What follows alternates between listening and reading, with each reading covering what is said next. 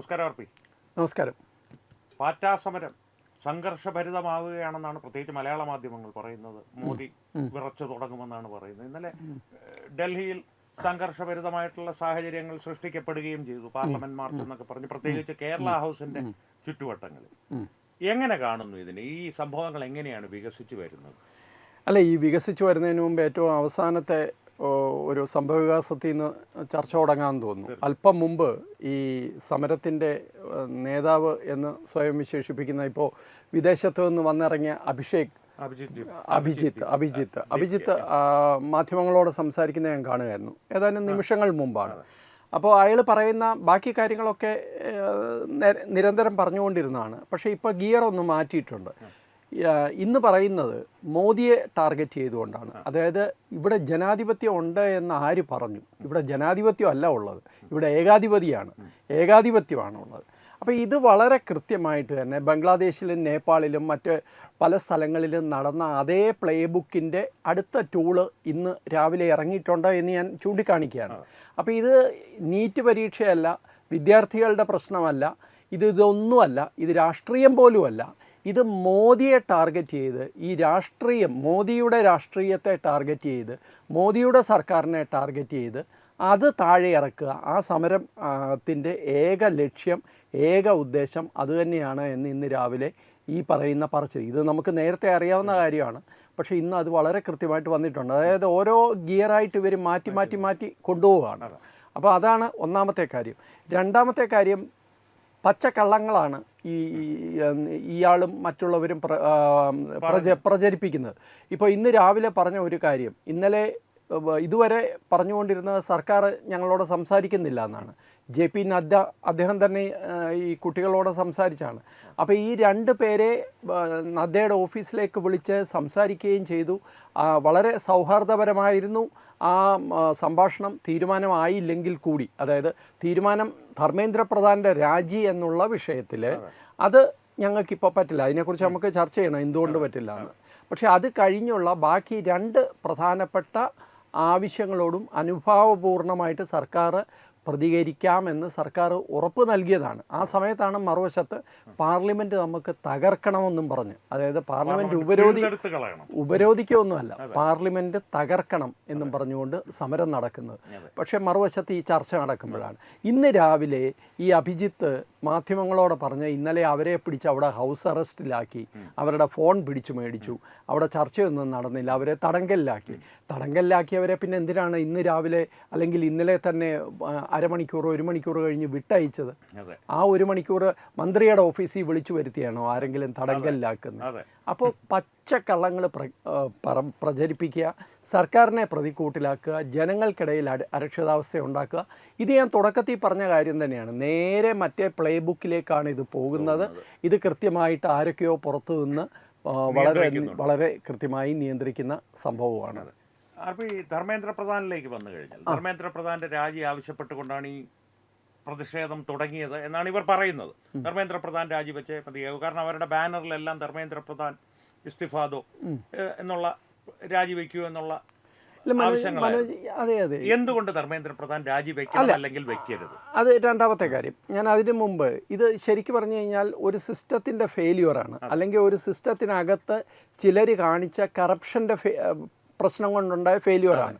അല്ലാതെ ഒരു മന്ത്രി അല്ലെങ്കിൽ കേന്ദ്രമന്ത്രിസഭയിലെ ധർമ്മേന്ദ്ര പ്രധാനെ പോലെ ഒരു മന്ത്രി അദ്ദേഹം നേരിട്ട് അദ്ദേഹത്തിന് മുതലാക്കിയ അല്ലെങ്കിൽ അദ്ദേഹത്തിന് ഗുണമുണ്ടായ അഴിമതിയിൽ പങ്കെടുത്തതൊന്നുമല്ല. 2G സ്കാം പോലെ അല്ലെങ്കിൽ ആയിരക്കണക്കിന് അങ്ങനത്തെ സ്കാം, കോടിക്കണക്കിന് രൂപയുടെ സ്കാം പോലെ, ഇതുപോലെ കഴിഞ്ഞ സർക്കാരിൻ്റെ കാലത്ത് മന്ത്രിമാർ തന്നെ നേരിട്ട് ഇടനിലക്കാരായി കമ്മീഷൻ ഏജൻസ് ആയ എന്തെങ്കിലും ഒരു അഴിമതി ഇഷ്യൂ അല്ലിത്. ഇത് സിസ്റ്റത്തിനകത്തുണ്ടായ ഒരു ഫെയിലിയർ, സിസ്റ്റത്തിനകത്ത് ചില കറപ്റ്റായിട്ടുള്ള ആൾക്കാർ ഉണ്ടാക്കിയ ഒരു പ്രശ്നമാണ്. അതിനി ഒരു കാരണവശാലും അത് നടക്കരുത്, അങ്ങനെ ഒരു കാര്യം ആവർത്തിക്കരുത് എന്ന നിലപാടിൽ സർക്കാരും എത്തിയിട്ടുണ്ട്. ഇതെല്ലാം പറയുമ്പോഴും ഒരു ജേർണലിസ്റ്റ് എന്നുള്ള നിലയിൽ ധർമ്മേന്ദ്ര പ്രധാന് തീർച്ചയായിട്ടും അതിൻ്റെ ഒരു ധാർമ്മിക ഉത്തരവാദിത്വം ഉണ്ട് എന്നുള്ള കാര്യത്തിൽ യാതൊരു സംശയമില്ല. ഒരുപക്ഷെ അദ്ദേഹത്തിന് തുടക്കത്തിൽ തന്നെ രാജിവെക്കാവുന്നതായിരുന്നു. അദ്ദേഹം അത് ചെയ്തില്ല. ഒരുപക്ഷെ പ്രധാനമന്ത്രിയുടെ ഭാഗത്തു നിന്ന് ഒരു അനുവാദം അതിന് ലഭിച്ചിട്ടുണ്ടാവില്ല. കേന്ദ്രമന്ത്രിസഭയിൽ നിന്ന് ഒരാൾ അങ്ങനെ ചുമ്മാ അങ്ങ് രാജിവെച്ച് ഇറങ്ങിപ്പോകത്തില്ല. ഇനി എന്തുകൊണ്ടാണ് ധർമ്മേന്ദ്ര പ്രധാനോട് രാജിവെക്കാൻ കേന്ദ്ര സർക്കാർ പറയാത്തത് എന്നുള്ളതിന് എനിക്ക് എൻ്റേതായ 2 കാര്യങ്ങൾ പറയാനുണ്ട്. ഒന്ന്, ഈ സമരം സർക്കാരിനെ സംബന്ധിച്ചിടത്തോളം, മോദി സർക്കാരിനെ സംബന്ധിച്ചിടത്തോളം 2014 മുതൽ ഇങ്ങോട്ട് ഇങ്ങനത്തെ നിരവധി കലാപശ്രമങ്ങൾ, ഇത് സമരമല്ല കലാപമാണ്, കലാപശ്രമങ്ങൾ നമ്മൾ കണ്ടിട്ടുണ്ട്. അത് നിരവധി വിഷയങ്ങളുണ്ട്. മുത്തലാഖിൻ്റെ മുതൽ CAA തൊട്ട് കർഷക സമരം, ഇങ്ങനെ പല സമരങ്ങൾ പല രൂപത്തിൽ ദില്ലിയിൽ അരങ്ങേറിയിട്ടുണ്ടെങ്കിലും ഈ സമരങ്ങളുടെ എല്ലാം പിന്നിൽ സെയിം ആൾക്കാരാണ്. ഈ സമര കോലാഹലത്തിനിടയിലേക്ക് പറന്നിറങ്ങുന്ന സോക്കോൾഡ് ബുദ്ധിജീവികളും സെയിമാണ്. ഇവിടുന്ന് ചെന്നൈയിൽ നിന്ന് പ്രകാശ് രാജ് വണ്ടി കയറും, കേരളത്തിൽ നിന്ന് രഞ്ജിനി ഹരിദാസ് വണ്ടി കയറും, അതുപോലെ മറ്റു പല സ്ഥലങ്ങളിൽ നിന്നും നമ്മുടെ ആം ആദ്മി പാർട്ടിയുടെ കുറേ പേര് അവിടെ എത്തും, യോഗേന്ദ്ര യാദവ് എത്തും. ഇവരുടെയൊക്കെ മക്കൾ വിദേശത്താണ് പഠിക്കുന്നത്. ഈ യോഗേന്ദ്ര യാദവ് ഉൾപ്പെടെ അവിടെ എത്തിയ കമ്മ്യൂണിസ്റ്റ് നേതാക്കന്മാരുൾപ്പെടെ ഈ മിക്കവാറും സകല ആൾക്കാരുടെയും മക്കൾ വിദേശത്ത് സുഖമായി പഠിക്കുകയാണ്. ആ പിള്ളേരാരും ഈ സമര ആഭാസത്തിലോ അല്ലെങ്കിൽ പോലീസിൻ്റെ അടി മേടിക്കാനോ എത്തുന്നില്ല. ഈ അച്ഛന്മാർ മാത്രമാണ് എത്തുന്നത്. ഇവരെല്ലാം ഈ പറയുന്ന പോലെ ഈ രാജ്യത്ത് ഒരു അരക്ഷിതാവസ്ഥ ഉണ്ടാക്കാൻ ആഗ്രഹിക്കുന്നവരോ അതിന് അടങ്കൽ മേടിച്ച് കാര്യങ്ങൾ നീക്കുന്നവരോ ആണ്. ഞാൻ ഈ നമ്മുടെ കേരളത്തിൽ നിന്ന് വണ്ടി കയറുന്നവരുടെ കാര്യമല്ല ഞാൻ പറഞ്ഞത്. ദില്ലിയിലുള്ള ചില ആസ്ഥാന വിദ്വാൻമാരുണ്ട്, ആന്തോളൻ ജീവികൾ എന്ന് പറയുന്നത്. അവർക്ക് കൃത്യമായി ഇതിൻ്റെ പിന്നിൽ ഒരു ഗൂഢപദ്ധതിയുണ്ട്. അപ്പോൾ ഇവരുടെ കയ്യിലേക്കാണ് ഈ സമരവും പോകുന്നതെന്ന് സർക്കാരിന് കൃത്യമായി ബോധ്യമായത് ഒരു കാരണമാവാം. രണ്ടാമത്തെ കാരണം ഇതിൻ്റെ ഒരു നാഷണൽ സെക്യൂരിറ്റിയാണ്. അതായത് സർക്കാർ ഒരു പാർലമെൻറ്റ് സമ്മേളനം തുടങ്ങുന്ന ദിവസം തന്നെ പാർലമെൻറ്റിന് എതിരെ, പാർലമെൻറ്റ് ഉപരോധം പോലും അല്ല, നമ്മളിവിടെ സെക്രട്ടേറിയറ്റ് ഉപരോധമൊക്കെ കണ്ടിട്ടുണ്ട്, ഇവിടെ സെക്രട്ടേറിയറ്റ് ഉപരോധം പോലും അടിച്ചമർത്തുന്നത് എങ്ങനെയാണെന്ന് നമുക്കറിയാം. ആ അടിച്ചമർത്തിയ സർക്കാരിൻ്റെ പാർട്ടി നയിച്ച പാർട്ടിയുടെ നേതാവാണ് MA ബേബി. ആ ബേബിയാണ് അവിടെ ചെന്ന് നിന്നിട്ട് മനുഷ്യാവകാശം പറയുന്നത്. ഇവിടെ എത്ര വിദ്യാർത്ഥി സമരങ്ങൾ എത്ര ഹീനമായിട്ടാണ് അടിച്ചമർത്തിയിട്ടുള്ളതെന്ന് കേരളത്തിലെ പത്രങ്ങൾ വായിക്കുന്ന, മാധ്യമങ്ങൾ, TV ചാനലുകൾ കാണുന്ന എല്ലാവർക്കും അറിയാം. അതും അതീവ ക്രൂരമായിട്ടാണ് അടിച്ചമർത്തുന്നത്.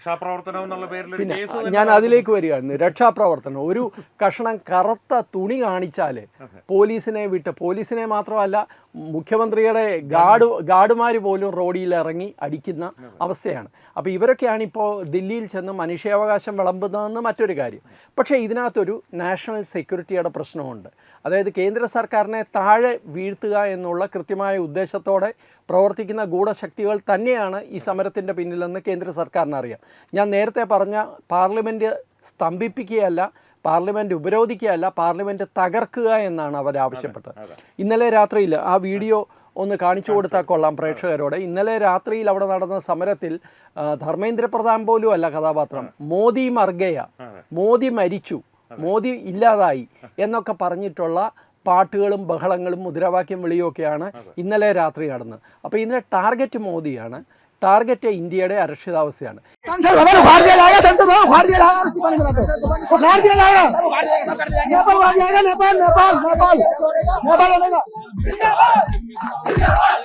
ഈ 2 കാര്യങ്ങൾ ഉള്ളതുകൊണ്ട് തന്നെ ധർമ്മേന്ദ്ര പ്രധാൻ്റെ രാജി ഈ സമയത്തുണ്ടായാൽ അത് സർക്കാർ ഈ ഫോഴ്സസിന്, അത് ഈ ഒരു തരം ശക്തികൾക്ക്, വിദ്യാർത്ഥികൾക്കല്ല, ഈ സമരത്തിൻ്റെ പിന്നിൽ പ്രവർത്തിക്കുന്ന ഗൂഢശക്തികൾക്ക് കീഴടങ്ങുന്നതിന് തുല്യമാണെന്ന് സർക്കാരിന് തോന്നിയിട്ടുണ്ടെങ്കിൽ അത് ഈ തെറ്റു പറയാൻ പറ്റില്ല. അതുകൊണ്ട് മാത്രമായി, അല്ലെങ്കിൽ എനിക്ക് തോന്നുന്നത്, എനിക്ക് കിട്ടിയ വിവരം അനുസരിച്ച് മന്ത്രിസഭാ പുനഃസംഘടനയിൽ തീർച്ചയായിട്ടും ധർമ്മേന്ദ്ര പ്രധാൻ പുറത്തു പോകുമായിരുന്നു. അപ്പോഴാണ് ഈ സമരത്തിൻ്റെ പിന്നിൽ സ്ഥിരം ആൾക്കാർ വന്നിട്ട് ഈ സമരത്തെ പിടിച്ചെടുത്തത്. അത് നീറ്റിൻ്റെ പ്രശ്നങ്ങൾ കാരണം ഉണ്ടായ കുട്ടികൾക്കുണ്ടായ ബുദ്ധിമുട്ട് നമുക്ക് ആർക്കും നിഷേധിക്കാൻ പറ്റില്ല. അത് ഉണ്ടായതാണ്.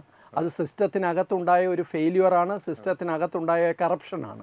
അത് പരിഹരിക്കാൻ സർക്കാർ തയ്യാറാണ്, സർക്കാർ അത് ചെയ്യാനും തയ്യാറാണ്, ഇവരോട് സംസാരിക്കാൻ തയ്യാറാണ്, സംസാരിക്കാൻ ഇന്നലെ ശ്രമിച്ചതുമാണ്.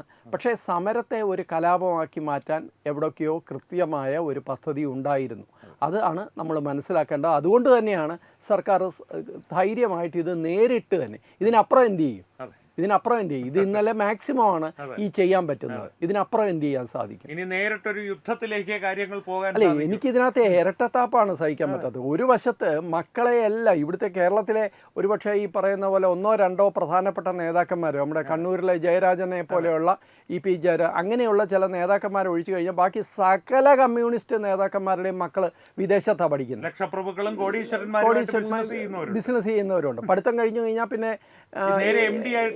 ഏതെങ്കിലും മുതലാളിയുടെ കമ്പനിയിൽ MD ആവും. അതൊക്കെ അവരുടെ കാര്യം. പക്ഷെ അത് കാണിച്ചു വെച്ച് ഇവിടെ വന്നിട്ട് ഈ കുട്ടികൾക്ക് വേണ്ടി സംസാരിക്കുക. അതുപോലെ കേരളത്തിൽ ഈ പറയുന്ന പോലെ വിദ്യാർത്ഥി സമരം പുത്തരിയൊന്നുമല്ല. വിദ്യാർത്ഥി സമരം ഏറ്റവും അതിക്രൂരമായിട്ട് അടിച്ചമർത്തിയവരാണ് ഇവർ. അരാജകവാദികളെന്ന് സ്വയം ഇവരൊക്കെ തന്നെ വിളിക്കുന്ന നക്സലൈറ്റുകളെ ഏറ്റവും ക്രൂരമായിട്ട് അടിച്ചമർത്തുകയും വെടിവെച്ച് കൊല്ലുകയും ചെയ്തത് കമ്മ്യൂണിസ്റ്റ് പാർട്ടിയാണ്. കമ്മ്യൂണിസ്റ്റ് പാർട്ടി ഭരണത്തിൽ ഇരിക്കുമ്പോഴാണ്. എനിക്ക് ഓർമ്മയുണ്ട് EK നായനാരുടെയൊക്കെ കൺമുമ്പിൽ വെച്ച് ഇവിടെ സെൻട്രൽ സ്റ്റേഡിയത്തിലൊക്കെ പോലീസ് തേർവാഴ്ച നടത്തുന്നത്. നായനാർ അതിനെ അനുകൂലിക്കുകയാണ് ചെയ്ത്. അപ്പോൾ ഇങ്ങനെയുള്ള ആൾക്കാർ ഡൽഹിയിൽ ചെന്നിട്ട് മനുഷ്യാവകാശം ഈ സർക്കാരിന് നാണമുണ്ടോ കുഞ്ഞുങ്ങളെ തല്ലാനെന്നൊക്കെ ചോദിക്കുമ്പോൾ സത്യം പറഞ്ഞു കഴിഞ്ഞാൽ ഈ തൊലിക്കട്ടി സമ്മതിച്ചു കൊടുക്കണമെന്ന് പറയണം.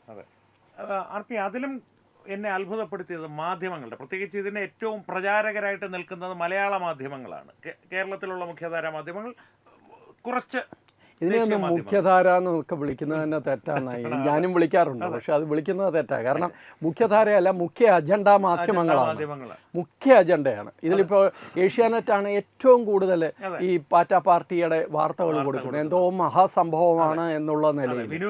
എന്തോ അദ്ദേഹത്തിന്റെ വീട്ടിൽ നടക്കുന്ന കാര്യം പോലാണ് അദ്ദേഹം. ഞാൻ പേരുകളല്ല പറയുന്നത്, പക്ഷെ മാധ്യമങ്ങളിൽ നിന്നുള്ള നിലയിൽ ഏഷ്യാനെറ്റ് ഏറ്റവും കൂടുതൽ. അവിടെ തന്നെ നിങ്ങൾ ആ വിഷ്വൽസ് നോക്കി കഴിഞ്ഞു കഴിഞ്ഞാൽ ദില്ലിയിൽ മാത്രം ഏതാണ്ട് 300ഓളം ന്യൂസ് ചാനലുകളുണ്ട്. എത്ര ചാനലുകളുടെ മൈക്കോളർ അവിടെ കാണാൻ സാധിക്കും? അവിടെ കാണുന്ന മിക്കവാറും എല്ലാ മൈക്കോളറുകളും മലയാള ചാനലുകളുടെ മൈക്കോളറാണ്. സ്വാഭാവികമാണ് ഇവിടുന്നാണ് ആൾക്കാർ ഏറ്റവും കൂടുതൽ ഓടി അങ്ങോട്ട് ചെല്ലുന്നത്. കാരണം അവരെ സംബന്ധിച്ചിടത്തോളം അവർക്ക് അപ്പോൾ ഇതിൽ നിന്ന് മനസ്സിലാക്കേണ്ട ഇത് നീറ്റും വിദ്യാർത്ഥികളുടെ ക്ഷേമമൊന്നുമല്ല, ഇതിനകത്ത് കൃത്യമായ രാഷ്ട്രീയമാണ്. അത് തന്നെയാണ് കേന്ദ്ര സർക്കാരും പറയുന്നത്. ഇത് രാഷ്ട്രീയമാണ്, രാഷ്ട്രീയത്തെ ആ രീതിയിൽ തന്നെ അവർ നേരിടും. അതേ ഉള്ളൂ. ഈ മാധ്യമങ്ങളുടെ ഒരു നേരത്തെ പറഞ്ഞ നേതാക്കളുടെ ഒരു ഇരട്ടത്താപ്പ് പറഞ്ഞത്, ഈ മാധ്യമങ്ങൾ ഇപ്പോൾ സോനം വാങ്ചുക്ക് അവിടെ നിരാഹാരം കിടന്നു. അത് നമുക്ക് സത്യസന്ധമായിട്ടുള്ള നിരാഹാരമാണെന്ന് അങ്ങ് സാഹചര്യവശാൽ നമുക്ക് സങ്കല്പിക്കാം. സോനം വാങ്ചുക്കിനെ ആശുപത്രിയിലേക്ക് മാറ്റി കോടതി വിധി പ്രകാരം. ഈ അഭിജിത് ദീപ്ക്ക് നിരാഹാരം കിടന്നിരുന്നു. ഇന്നലെ ഈ പാർലമെന്റിലേക്കുള്ള മാർച്ചിന്റെ പശ്ചാത്തലത്തിൽ JP നദ്ദയുമായി 3 പേർ വിദ്യാർത്ഥി പ്രതിനിധികൾ, അവരുടെ പ്രതിനിധികൾ, പാറ്റ പ്രതിനിധികൾ ചർച്ച നടത്തുന്നു എന്ന് പറഞ്ഞപ്പോൾ ഇയാൾ നിരാഹാരം അവസാനിപ്പിച്ചു. ചർച്ച പരാജയപ്പെട്ടു എന്ന് ഇയാൾ പറയുന്നു. ഇയാൾ നിരാഹാരം എന്തുകൊണ്ട് വീണ്ടും തുടങ്ങുന്നില്ല? നിരാഹാരം തുടങ്ങുമെന്നോ മറ്റോ ഇന്ന് പറഞ്ഞിട്ടുണ്ടെന്ന് തോന്നുന്നു. വീണ്ടും സമരം തുടങ്ങുകയാണെന്ന് പറയുന്നു. എന്തും ചെയ്യട്ടെ, പക്ഷേ ഇതിൻ്റെ പിന്നിലുള്ള കൃത്യമായ അജണ്ട ഇതൊന്നുമല്ല. ശരിക്കും പറഞ്ഞു കഴിഞ്ഞാൽ കുട്ടികൾക്ക് അവിടെ ഒരു ആവശ്യമുണ്ട്. അവരുടെ പ്രധാനപ്പെട്ട ഈ മരിച്ചുപോയ കുട്ടികളുടെ വിഷയമുണ്ട്. അതുപോലെയുള്ള കാര്യം ഇതെല്ലാം അനുഭാവപൂർവ്വം സർക്കാർ എപ്പോൾ വേണേലും ചർച്ച ചെയ്യാൻ തയ്യാറായിരുന്നു. എപ്പോഴും ചർച്ച ചെയ്യാൻ ഇപ്പോഴും തയ്യാറാണ്. പക്ഷേ അവിടെ സമരത്തെ കലാപമാക്കി മാറ്റാൻ ഇവർക്ക് കൃത്യമായ ഒരു അജണ്ടയുണ്ട്. ഇപ്പോൾ സോണം വാങ്ചുക്ക് അവിടെ വന്ന് ചാടിയത് മുതലാണ് ഈ സമരത്തിൻ്റെ ഒരു രൂപം ഒന്ന് മാറിയതെന്ന് പറയുന്നു. സോണം വാങ്ചുക്ക് ആരാണ് എന്നുള്ളത് എനിക്കിപ്പോൾ അദ്ദേഹത്തിൻ്റെ മറ്റു മേഖലയിലുള്ള അദ്ദേഹത്തിൻ്റെ കോൺട്രിബ്യൂഷനെ ചുരുക്കി കാണാനൊന്നും ഞാൻ തയ്യാറല്ല. അദ്ദേഹം പലതും ചെയ്തിട്ടുണ്ടാവും. പക്ഷേ അദ്ദേഹത്തിന് ഒരു ഇന്ത്യ വിരുദ്ധ നിലപാടുണ്ട് എന്നുള്ള കാര്യത്തിൽ എനിക്ക് സംശയമില്ല.